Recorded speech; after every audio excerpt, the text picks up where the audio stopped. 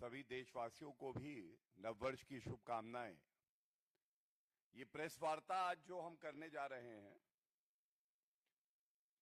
ये खासकर एक अहम बिंदु जो पूरे देश में भ्रम की तरह फैलाया जा रहा है। राहुल गांधी लगातार भारत में चुनाव हारते हैं और उसके बाद एक शगुफा छोड़ते हैं, भ्रम की राजनीति करते हैं और कहते हैं वोट चोरी। और उसके बाद पश्चिम बंगाल में हम देखते हैं किस तरह से जंगल राज पूरे पश्चिम बंगाल में ममता बनर्जी के तत्वाधान में फल फूल रहा है। कानून व्यवस्था ध्वस्त है, ममता बनर्जी मस्त है। और दुर्भाग्यपूर्ण है, चिंतित करने वाली बात है, भारत के नागरिक और पश्चिम बंगाल के हमारे भाई बहन सब व्यथित हैं कि एक मुख्यमंत्री जो संविधान की शपथ लेता है कि संविधान का पालन करेंगे, वो भारत के गृह मंत्री को धमकी देता है और दो बात कहता है। पहला, अगर मैं ना चाहूं तो भारत के गृह मंत्री पश्चिम बंगाल में घुस नहीं सकते हैं। आप सोचिए, संविधान की मूल भावना अनुच्छेद 19 क्या कहता है? हर नागरिक स्वतंत्र है, पूरे भारत में वो कहीं भी जा सकता है। हर 1 इंच भूमि जो भारत की है उस पे हक हर भारतीय का है। तो ऐसा कैसे हो जाता है कि जिस मुख्यमंत्री ने संविधान की शपथ ली है वो धमकी देती है आदरणीय गृह मंत्री श्री अमित शाह जी को कि अगर मैं चाहूं तो भारत का गृह मंत्री पश्चिम बंगाल में घुस नहीं सकता है। और फिर यही नहीं रुकता है, धमकी आगे बढ़ती है और कहती है अगर मैं चाहूं तो वो होटल के कमरे से बाहर नहीं आ सकते हैं। मतलब अगर कोई नागरिक अपने संवैधानिक अधिकारों का प्रयोग करके जनता से संवाद करने, संपर्क करने जाना चाहता है, देश के गृह मंत्री जी जाना चाहते हैं, तो आप उनको धमकी दे रही हैं। ये धमकी क्या है? उनकी जान की बात कर रही हैं आप। ममता बनर्जी जी, हम जानना चाहेंगे आपसे। और इसीलिए जंगल राज, महाजंगल राज, गुंडा राज कैसा होता है? बिल्कुल ममता बनर्जी जैसा होता है। जहां पे ममता बनर्जी को लगता है रोहिंग्या जो घुसपैठिए हैं वो तो उनका वोट बैंक है, उनके साथ तो ममता बनर्जी रिश्ता बनाए रखना चाहती हैं, लेकिन भारत के गृह मंत्री जी के लिए अपशब्द कहती हैं। और बात जब पश्चिम बंगाल की कर रहे हैं, और मैंने बात करी वोट चोरी का जो बेबुनियाद आरोप राहुल गांधी कई बार लगाते हैं चुनाव हारने के बाद, तो अब जरा जो मैं वक्तव्य आपके सामने रख रहा हूं इस पे ध्यान दीजिएगा। आप सबको पता है, जितने राजनीतिक दल सांप्रदायिक राजनीति करते हैं, तुष्टीकरण की राजनीति करते हैं, वंशवाद से जो प्रेरणा लेते हैं, जो भ्रष्टाचारी थे, सब एक साथ आए थे। नाम दिया था इंडी अलायंस। INDI alliance. जनता ने कहा ये घमंडिया है, ये महाठगबंधन है, चुनाव हरवा दिया। लेकिन अब विरोधाभास देखिए, एक दूसरे के जानी दुश्मन बने हुए हैं। अधीर रंजन चौधरी जी कांग्रेस के सम्मानित नेता हैं, नेता प्रतिपक्ष रहे हैं, क्या कहते हैं? वो कहते हैं पश्चिम बंगाल में ममता बनर्जी वोट चोरी नहीं करती है, वोट डकैती करती है। मैं पुनः कहूंगा, राहुल गांधी तो वोट चोरी के बेबुनियाद आरोप लगाते हैं। अब इंडी अलायंस, उनके ही साथी टीएमसी ममता बनर्जी, वो भी देश हित में कोई कार्य हो तो उससे नफरत करते हैं। कांग्रेस भी ऐसा ही करती है। दोनों में एक समानता और थी, आदरणीय प्रधानमंत्री श्री नरेंद्र मोदी जी को पानी पी पी कर कोसना, अब शब्द कहना। लेकिन अब देखिए क्या हो रहा है। अधीर रंजन चौधरी जी ने कहा, in Bengal TMC doesn't just steal votes, it commits vote dacoity. Vote चोरी नहीं, वोट डकैती होती है। अच्छा, तो अगर वोट डकैती ममता बनर्जी जी करती हैं, और हम तो कह ही रहे हैं जंगल राज है, तो ये इंडी अलायंस आपस में क्यों चुनाव साथ लड़ रहा था? और इस पे यहां नहीं रुकते हैं अधीर रंजन चौधरी जी, इससे आगे बढ़ते और कहते हैं Mamata Banerjee will not allow SIR in Bengal. अब चिंता हो रही है। एसआईआर एक कानूनी प्रक्रिया है, जनता उसका स्वागत कर रही है। एसआईआर सुनिश्चित करता है कि नागरिक जो 18 साल से ऊपर है वो वोट दे, और घुसपैठिया एक वोट ना दे। तो दर्द होता है राहुल गांधी को। अब लेकिन अधीर रंजन चौधरी जी कह रहे हैं Mamata Banerjee will not allow SIR, ये दूसरी बात हो गई। और साथ में फिर कहते हैं कि ममता बनर्जी और टीएमसी के नेताओं ने धमकी दी है कि अगर एसआईआर हुआ तो खून की नदियां बहा देंगे ये लोग। और विरोधी दल हो सकता है, नेता दूसरे दल का हो सकता है, लेकिन जो बात वो उजागर कर रहे हैं उस पर ध्यान आकर्षित करना चाहूंगा। इसका सारांश लब्बो लवाब यही है कि एसआईआर कानूनी प्रक्रिया है, वोट चोरी नहीं वोट डकैती कहीं हो रही है तो वो पश्चिम बंगाल में ममता बनर्जी जी कर रही हैं। और जिस तरह से धमकियां दी जा रही हैं गृह मंत्री जी को, नागरिकों को, वो दिखाता है कि कानून व्यवस्था आज पश्चिम बंगाल में पूरी तरह से खत्म हो चुकी है। और इस मुद्दे पे मैं इतना ही कहूंगा, आज ममता बनर्जी जी की क्या पहचान है? आज ममता बनर्जी पर्याय हैं एक ध्वस्त कानून व्यवस्था का। ये वो मुख्यमंत्री है जो कहती है मां माटी मानुष और देती है गुंडा राज, संदेश खाली, RG Kar medical rape and murder, Murshidabad, सांप्रदायिक हिंसा, हाथ काटने की धमकी टीएमसी वाले देते हैं। वो बताते हैं कि भगवान राम जो हमारे इष्ट हैं वो मुसलमान थे। दूसरा, उनकी पहचान है हिंदुओं से नफरत करो, और अगर घुसपैठिया मुसलमान हो तो उसको आगे बढ़ाओ, कानून तोड़ना पड़े उसे शरण देने के लिए तो वो करो। तीसरा, ये जो घुसपैठिए हैं ये राष्ट्रीय सुरक्षा का बहुत बड़ा मुद्दा है, जिसपे आदरणीय गृह मंत्री श्री अमित शाह जी ने ठोस कदम उठाए हैं। आदरणीय प्रधानमंत्री श्री नरेंद्र मोदी जी के नेतृत्व में, और ये ठान लिया है कि ये हमारा देश है, कोई धर्मशाला नहीं है, एक घुसपैठिया यहां नहीं रहेगा। इस पे टीएमसी, कांग्रेस पार्टी समर्थन करना तो दूर, उनका स्टैंड क्या है ये बताने से डरती है।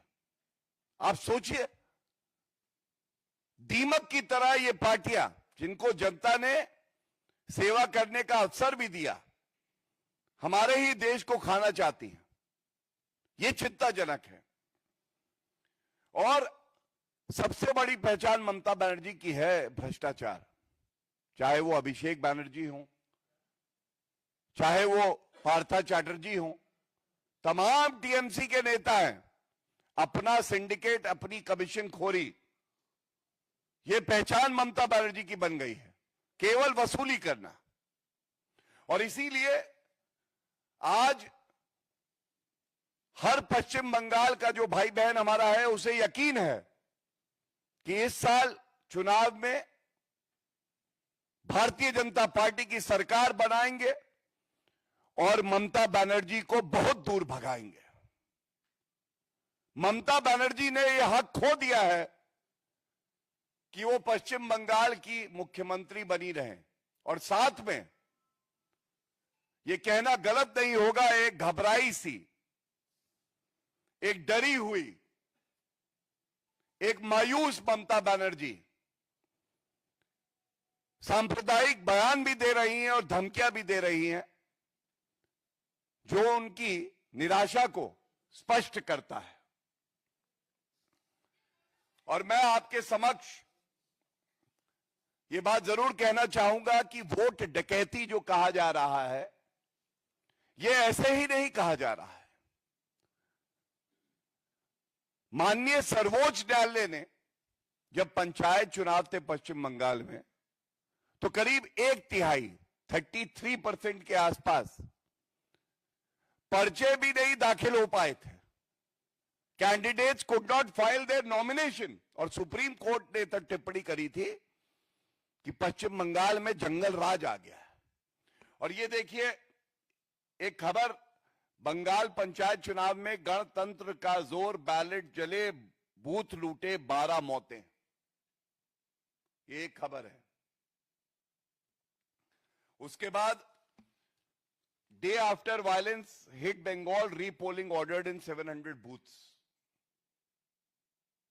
ये कौन सा लोकतंत्र है जहां वोट रोहिंग्या देंगे, भारतीय नागरिक को डराया जाएगा अगर वो हिंदू होगा, वो चुनाव लड़ना चाहता है तो उसको नॉमिनेशन नहीं फाइल करने देंगे।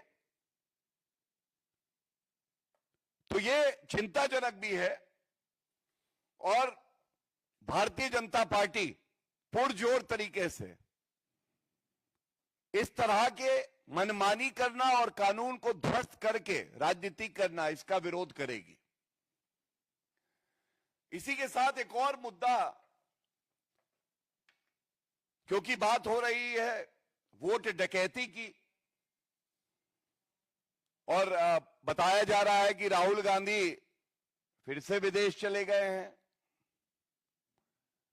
ये पार्ट टाइम नेता केवल भारत में तब आता है जब अराजकता फैलानी होती है, उसके बाद जाता है विदेशी भूमि पर और जितनी भारत विरोधी शक्तियां हैं उनसे भेंट करके भारत को कमजोर करने का ये प्रयास करते हैं। लेकिन भारत मजबूती से आगे बढ़ रहा है। श्री नरेंद्र मोदी जी के नेतृत्व में विकसित भारत भी बनेगा। राहुल गांधी जैसे 100 भी आ जाएं नकारात्मक राजनीति और ऊर्जा देने के लिए, तो भी भारत की प्रगति को रोक नहीं पाएंगे। और अभी केएपी सर्वे ये प्रकाशित किया है। ये सर्वे क्या है मैं आपको बताता हूं। अब देखिए, ये रिपोर्ट का ही एक पृष्ठ है। Karnataka monitoring and evaluation authority, department of planning, programme monitoring and statistics, government of Karnataka, government of Karnataka. Rahul Gandhi ji कहते हैं वोट चोरी हो गई। पहला सवाल तो यही है, अगर निर्वाचन आयोग में आपकी आस्था नहीं है, वोट चोरी होती है, तो कर्नाटका में आपकी सरकार कैसे बनी है? राहुल गांधी जी, ये पूरा देश जानना चाहता है। और दूसरी बात, अब ये रिपोर्ट जो सामने आई है ये क्या कहती है मैं बता देता हूं। इस रिपोर्ट में जो हमारे नागरिक भाई बहन है कर्नाटका में, उनका सर्वे किया गया। करीब 5100 रिस्पोंडेंट थे, 102 असेंबली कॉन्स्टिट्यूएंसीज कवर की गई। ये एडमिनिस्ट्रेटिव डिवीजन जो थे वो बेंगलुरु, बेलागवी, कालबुर्गी और मैसूरू, ये 4 क्षेत्र। और जो मैं अब आपको बताने जा रहा हूं, आप भी कहेंगे कि आईना लेके राहुल गांधी के सामने खड़े होने हम पत्रकार जा रहे हैं। कर्नाटका की सरकार और रिपोर्ट कहती है 84.55%, करीब 85% जो जनता है जिन्होंने सर्वे में हिस्सा लिया, उन्होंने कहा कि हमें चुनावी प्रक्रिया पर, निर्वाचन आयोग पर भरोसा है। We have full confidence and faith in the election commission, in the process of elections which are fair and they provide a level playing field to all. 84.55% to be precise. 83.61% of the participants also expressed their confidence in EVMs. 83.61%, 84%. 84% जो हमारे नागरिक हैं जिन्होंने सर्वे में हिस्सा लिया, उन्होंने कहा उन्हें पूर्ण विश्वास है ईवीएम पर। अब बताइए, ऐसा जोर का झटका, और ये नहीं कहूंगा धीरे से, जोर का झटका लगा है तेजी से राहुल गांधी को। कर्नाटका में उन्हीं की सरकार, 85-86% जो नागरिक हैं वो कहते हैं चुनाव निष्पक्ष होते हैं और ईवीएम पर उनका भरोसा है। तो फिर ये राहुल गांधी हर बार कौन सा षड्यंत्र कर रहे हैं? बिना तथ्य, बिना प्रमाण आरोप लगाते हैं। और स्वयं मैंने आपको दोनों उदाहरण दिए, अगर इनको जोड़ के भी देखा जाए, ये नेता प्रतिपक्ष की आज विश्वसनीयता है। उन्हीं के पार्टी के लीडर वोट डकैती ममता बनर्जी के लिए कहते हैं कि डराती हैं, धमकाती हैं। और साथ में कर्नाटका की सरकार ये रिपोर्ट निकालती है जिसमें हर नागरिक का ये मानना है, करीब करीब 85-86%, कि जो चुनाव होते हैं वो निष्पक्ष होते हैं और इसमें कोई धांधलेबाजी नहीं होती। और इसके साथ कर्नाटका में कांग्रेस ही चुनाव जीती और उन्हीं की सरकार है। तो मैं इतना ही कहूंगा, आज भारत में 2 विचारधारा है। एक विचारधारा है श्री नरेंद्र मोदी जी, जिसका नेतृत्व कर रहे हैं कि भारत को आगे बढ़ाना है, मजबूत करना है, 3rd लार्जेस्ट इकोनॉमी बनाना है, विश्व बंधु है भारत, उसे और मजबूत करेंगे। और जो नागरिक हैं वो आदरणीय प्रधानमंत्री श्री नरेंद्र मोदी जी के साथ खड़े ही नहीं हैं, बल्कि योगदान दे रहे हैं। दूसरी विचारधारा है नकारात्मक, हर संवैधानिक संस्था को गलत कहना, गाली देना, अपशब्द कहना, बिना प्रमाण के कहना। ये दूसरी विचारधारा राहुल गांधी को प्रेरित करती है कि वो विदेशी धरती पे जाएं, भारत के दुश्मनों को खोजें और उसके बाद उनको एक्टिवेट करें कि वो भारत को कमजोर करें, ऐसे बयान दे जिससे भारत की छवि धूमिल हो।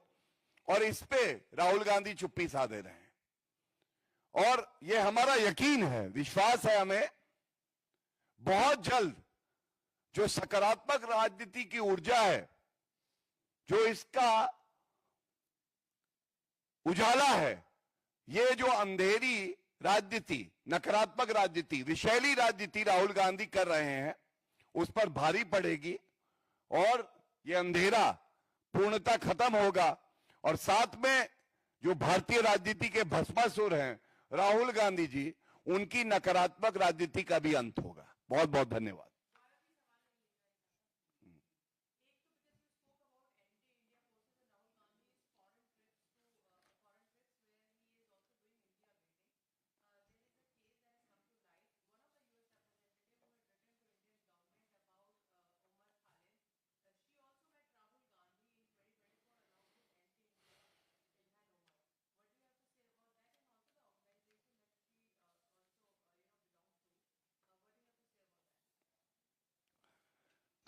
The Bharatiya Janata Party believes in a healthy democracy where opposition should definitely have space and the right to dissent, disagree, and even criticize the government. But on various occasions earlier also, the Bharatiya Janata Party has raised this issue of Rahul Gandhi not just meeting, but actually being a multiplier force for the anti-India forces. It happened in the case of Ilhan Omar. It happened very recently when a press conference was done by the Bharatiya Janata Party in Germany, where George Soros Foundation and its forces were meeting Rahul Gandhi to malign the image of a country which has become a world leader under the leadership of Shri Narendra Modi ji. And I would only like to say this in India, to say that Sikhs in the country cannot sport a turban and a kala. That I think is propagating falsehood, is trying to malign the image of India, and it will not be tolerated.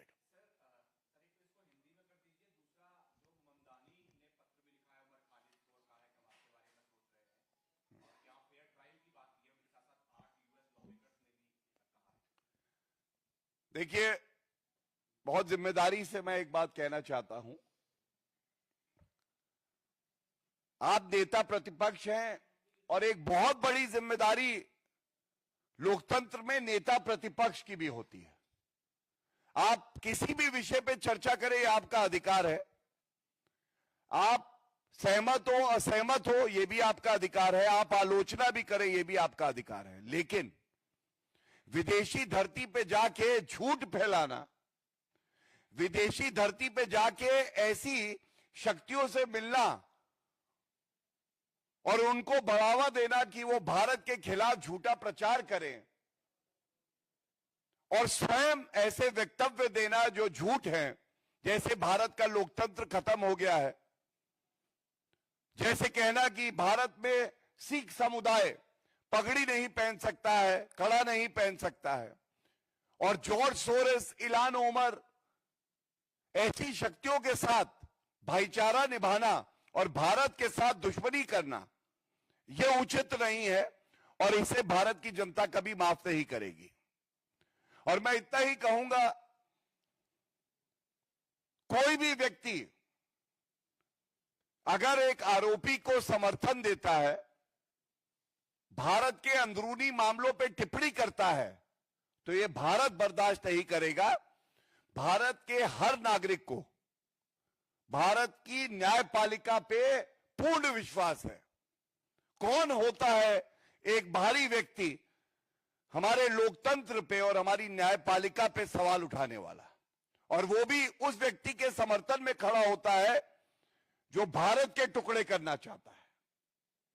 यह उचित नहीं है, मर्यादापूर्ण नहीं है, और भारत की संप्रभुता की अगर बात आएगी तो 140 करोड़ भारतीय श्री नरेंद्र मोदी जी के नेतृत्व में एक साथ खड़े हो जाएंगे।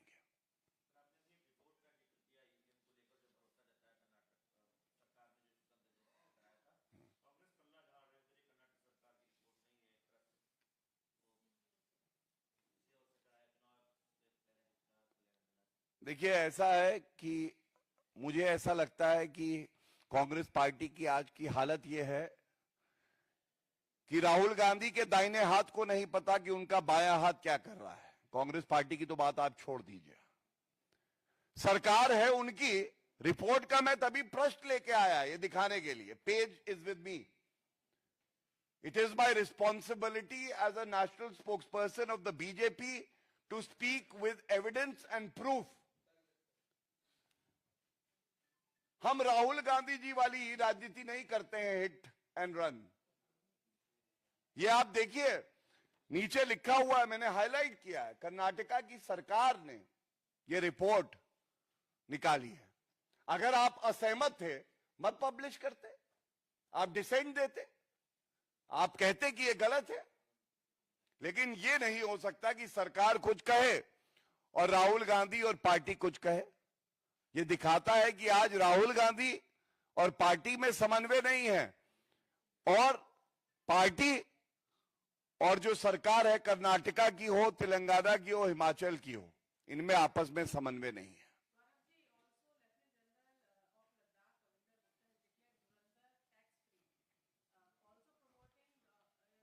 Any other question?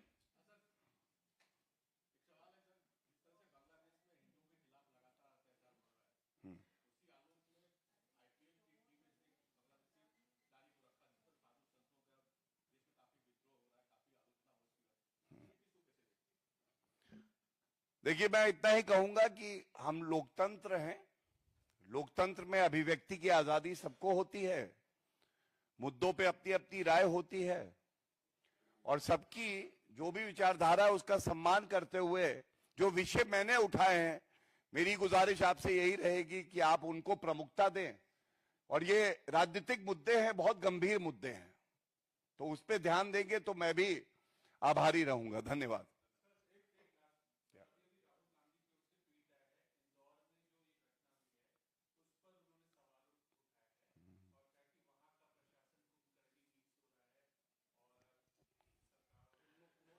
मुझे तो सबसे पहले ये जानना है कि ये कहां से उन्होंने पोस्ट किया है, और जॉर्ज सोरस का चश्मा लगाया है या इल्हान उमर का लगाया है। कहीं पे भी भारतीय जनता पार्टी की अगर सरकार है तो जिम्मेदारी हमारी है, लेकिन घूमोगे वियतनाम, थाईलैंड और बातें करोगे कि भाजपा शासित प्रदेश में ये हुआ है, मैं तो कहूंगा राहुल गांधी जी को जमीन पर जाना चाहिए और भाजपा की सरकार के साथ कंधे से कंधा मिलाकर नेता प्रतिपक्ष की भूमिका निभानी चाहिए, जो करने में वो असफल रहे। Any other question please?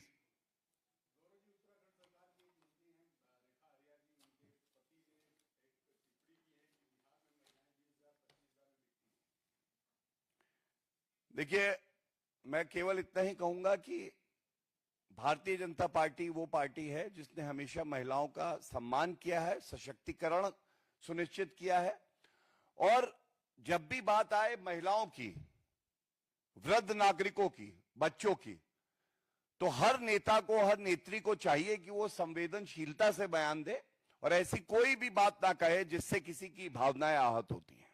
धन्यवाद। Thank you.